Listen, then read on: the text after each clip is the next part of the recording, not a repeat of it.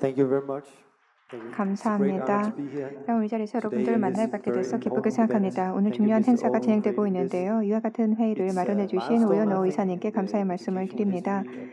덴마크의 교육 역사에 있어서 이정표적일 거라고 생각이 되고요. 그리고 또한 한국의 교육 역사에도 이정표로 남을 일이 아닌가 이렇게 생각을 하고 있습니다. 아주 중요한 두 개에 있어서의 질문을 묻게 됩니다. 교육은 무엇인가, 행복은 무엇인가 라는 것이죠. 그리고 두 개에 있어서의 관계는 무엇인가, 정말로 중요한 질문입니다. 자, 우선 행복은 무엇인가 라는 질문에 대해서 한번 논해 보도록 하겠습니다. 자, 제가 여러분들에게요 잠깐 일어서셔서요 함께 노래를 하면 좋을 것 같은데요. 잠깐 일어서 주시기 바랍니다. 잠깐 일어서셔서요 조금 노래를 함께 불러볼까요? 이렇게 하면 안 되는지 모르겠지만 한번 해보도록 하겠습니다. 자, 여기서 모르면요 좀 어려울 수도 있겠지만 큰 목소리로 함께 해주시면 좋겠습니다. Nobody, nobody but you. La da da da da da la da da. Nobody, nobody, nobody. One more time, come. Nobody, nobody but you.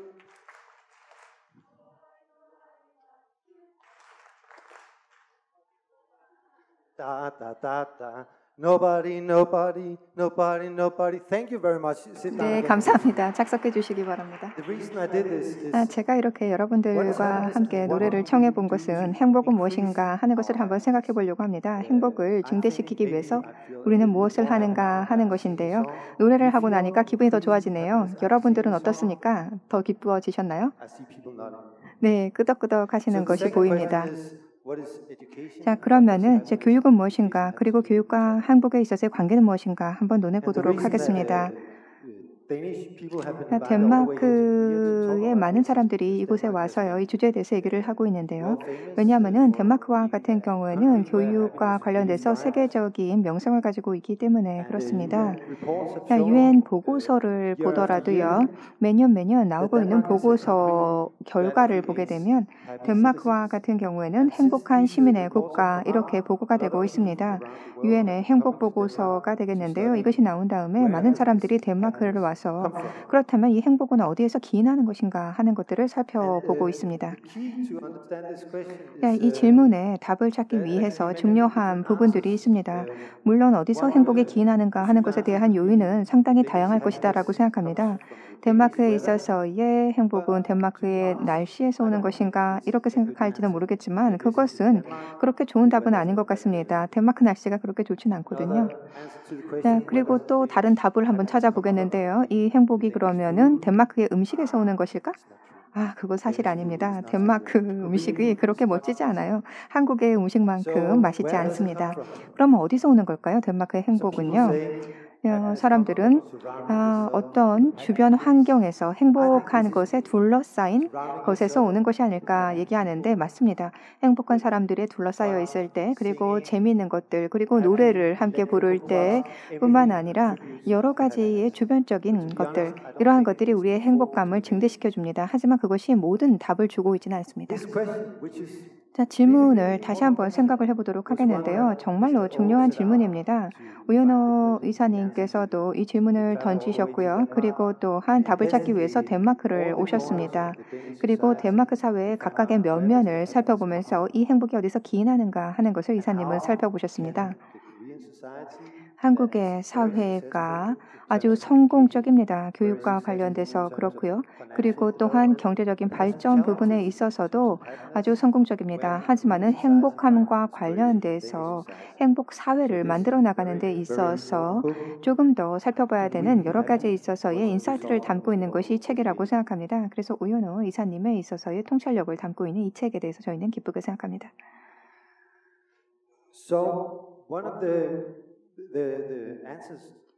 제가 던진 몇 가지 질문이 있습니다. 그리고 오연호 의사님께서 찾은 답이 있는데요. 그 답 중에 하나 중요한 것이 덴마크의 교육이다라고 얘기를 하고 있습니다. 덴마크의 학교입니다. 전 세계 곳곳을 보게 되면은 학교가 행복을 준다라고 인식되지는 않습니다. 학교, 행복, 이러한 연관관계가 잘 있진 않다라는 것이죠. 여기서 보게 되면은요, 선생님과 같은 경우에는요, 그만 놀고 들어와, 공부를 해, 라고 얘기를 하죠. 그만 놀고, 이렇게 장난만 치지 말고 와서 공부를 하고 학습을 해야 해, 라고 얘기를 합니다. 그러면은 학습과 학교라고 하는 것은 재미와 행복이 아니고요, 오랫동안 정자세로 앉아서 공부를 하는 이런 것으로 우리는 학교를 생각을 합니다. 그것이 학교에 대한 이미지가 되겠습니다.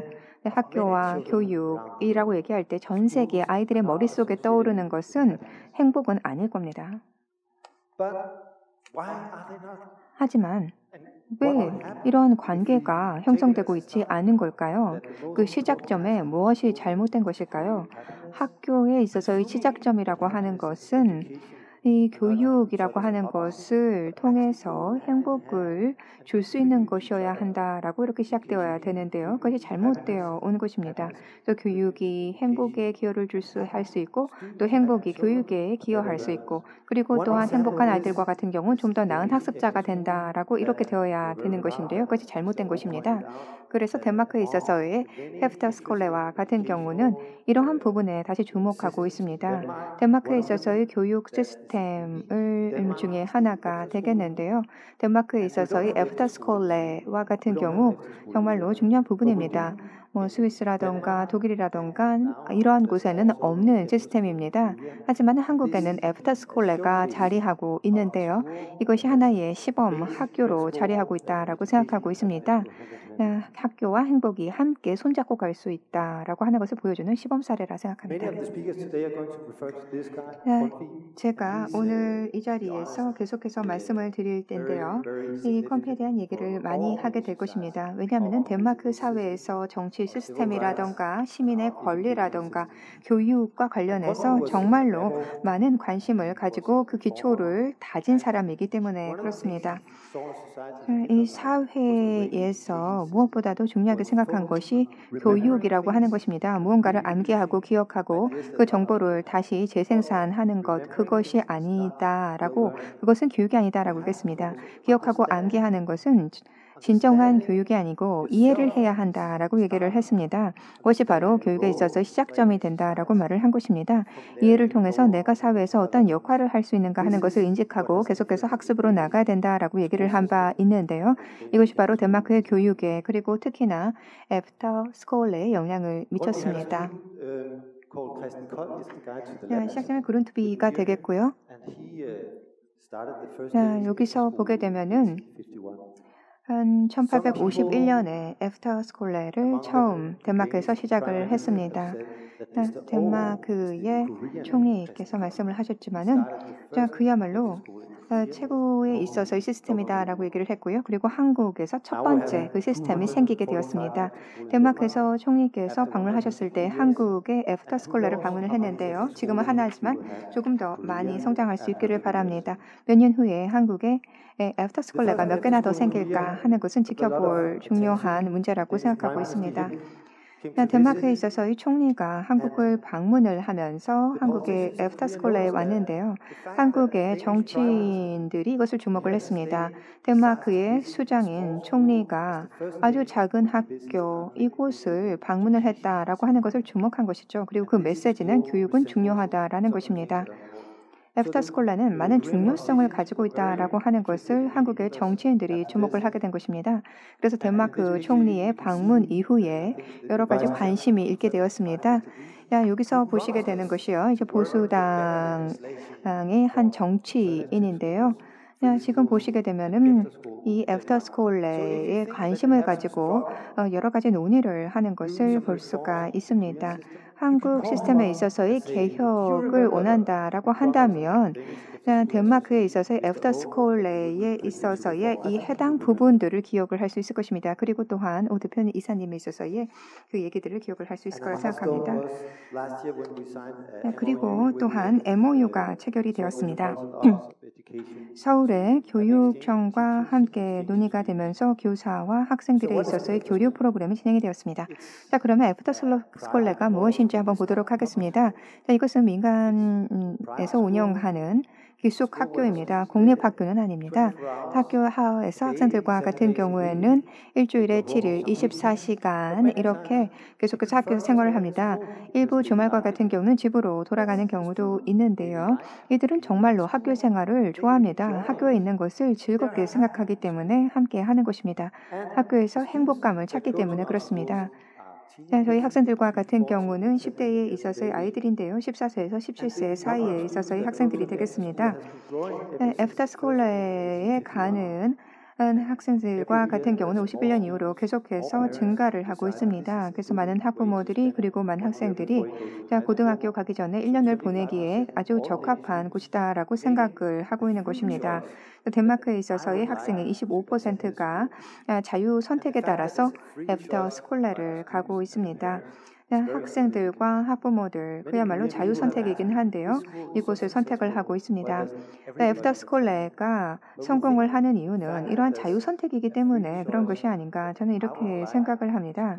자유 선택으로 이 학교를 가겠다. 이 학교에서 직면하는 도전 과제에 대응하겠다. 이를 통해서 자아 개발을 하겠다라고 하는 자유 선택이라고 하는 것이 바로 애프터스쿨러의 성공의 원인이라고 생각하고 있습니다. 덴마크와 같은 경우는 고등학교에 가기 전 중학교를 끝내고 한 1년 정도 해서 애프터스쿨러를 가는 학생들이 있는데요. 단지 1년에 국한된 것이 아니라 2년 그리고 길게는 3년까지 가는 그런 학생들이 있습니다. 지금 보게 되면 많은 국가에서는요, 이와 같은 추가적인 1년을 고등학교 가기 전에 할애하는 그런 시스템을 가지고 있는 국가들은 많지는 않습니다. 하지만 학생들은 원한다면 조금 더 시간을 가지고요, 애프터스쿨러에서 시간을 보내게 됩니다. 저희 학생에 있어서의 한 66%와 같은 경우에는요, 추가적으로 1년 이후에 있어서의 시간을 더 보내고 있습니다. 그분들과 같은 경우에는 무엇보다도 단지 시험을 준비하는 것이라고 생각하지 않았습니다. 저희는 100년 동안 시험 없는 무시험 체제를 가지고 있었고요. 67년에 저희가 시험이라고 하는 시스템을 도입을 했습니다. 그래서 여러 가지 교과 과정을 또한 제공을 하고 있습니다.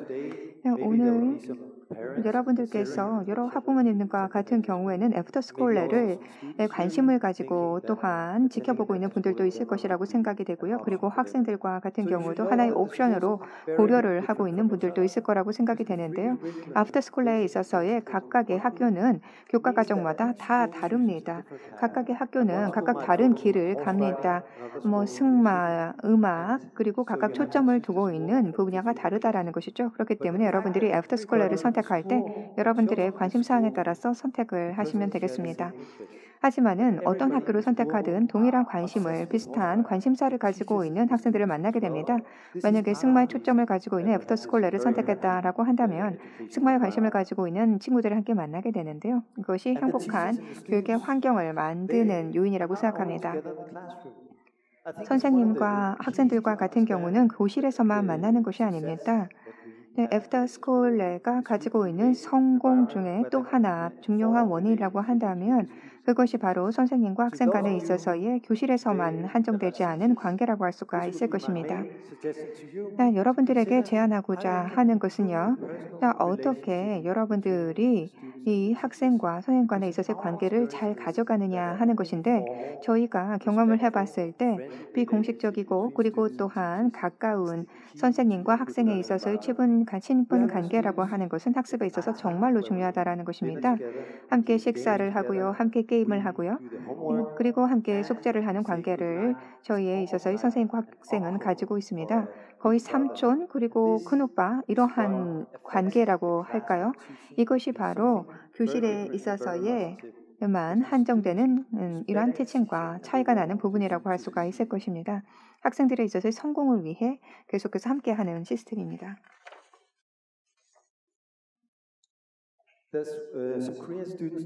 한국 학생인데요. 덴마크의 애프터스쿨러에서 수학하고 있습니다. 알렉스인데요. 한번 동영상을 통해서 만나볼까요? 여기 저는 진짜 가서 그냥 선생님들과 같이 소파에 앉아서 얘기도 하고 내가 그냥 힘들 때가 있다. 그러면 선생님들과 정말 얘기하고 싶을 때마다 그냥 내려가서 교무실 내려가서 선생님 정말 힘든 게 있어요 이러면서 얘기해도 되고 정말 제일 중요하게 배웠던 것은 아무래도 아까 말했던 것처럼 저 자신인 것 같아요. 친구들하고 만났을 때 내가 관계를 어떻게 해야 되는지, 뭐 친구들과 힘든 게 있을 때 어떻게 풀어야 하는지, 뭐 내가 모든 사람들과 그래도 관계를 맺기 위해서 내가 어떤 자세를 취해야 되는지, 선생님들과 좋은 관계를 맺기 위해서 어떻게 해야 하는지, 그리고 잘못된 것이 있었을 때 내가 어떻게 해야 되는지 그런 책임감 이런 것도 많이 배우고 아무래도 제가 되게 많이 자란 것 같아요. 저도 저를 알게 되었고 그래서 더 많이 잘하게 되어서 제일 중요하게 여기는 것입니다. 제가. One of the cornerstones of the framework of the Danish 저희 덴마크 애프터 스쿨레에 있어서의 학습 환경의 하나의 초석이 된다라고 하는 것, 이 기숙 학교가 가지고 있는 이런 관계라고 볼 수가 있을 것입니다.